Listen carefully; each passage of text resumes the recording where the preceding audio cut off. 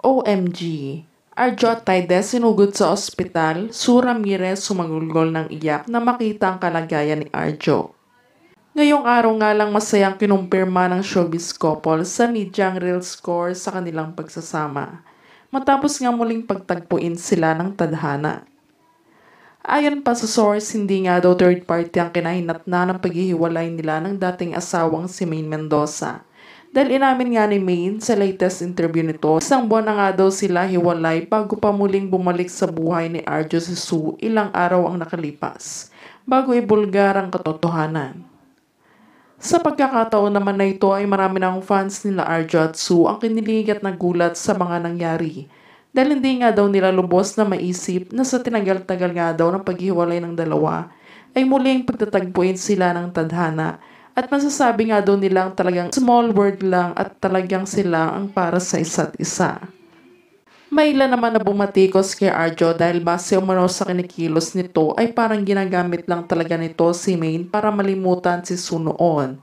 At ngayon nga ay tuluyan na nitong iniwan na parang basahan si Maine. Matapos may kasal at ilang taon nilang pinagsamahan ay sinayang lang nito.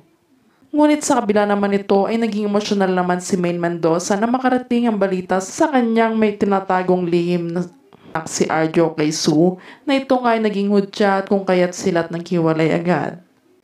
Sa hindi nga inaasahan ng pangyayaring ito ay hindi na nga napigilan pa ng ama ni Maine na pag-abutan ng kamay si Arjo dahil sa ginawang panloloko sa anak kaya nauwi na nga din sa pisikalan.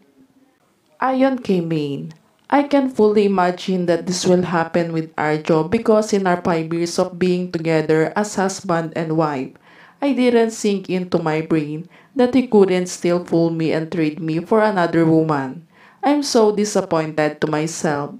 Always I ask myself, am I not enough? I do something wrong that he didn't like? Are you ugly?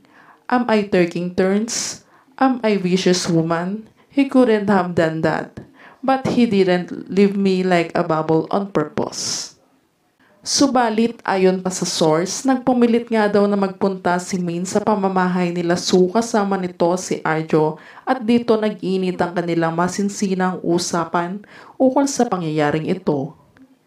Sa hindi nga inaasahan sa sobrang init ng pag-uusap, ay sumunod ang ama ni Maine kung nasaan ito naroroon at doon nga umaksyon ang ama ni Maine at napagbunto na nito ng galit ang aktor at nauwi nga ang lahat ng ito sa pisikalan. Ngunit ayon naman sa media, hindi naman daw na lumaban si Arjo sa ama ni Maine dahil ito nga daw ay ginagalang niya bilang ama-amahan na din niya. Kaya tanging pagluhod na lang daw ang kanyang ginawa upang mapatawad siya sa ginawa niyang kasalanan kay Maine. Dahil alam naman daw niya sa sarili niya na siya ang may kasalanan kung bakit ito nangyayari sa kanila. Ayon pa sa kaanak ni Sue, medyo nga daw napuruan si Arjo ng sobra kaya ito ay dinala agad sa pinakamalapit na ospital upang makasurvive at matiwasay na magpahinga upang makapag-recover sa kanyang trauma at makapagpagaling agad ito.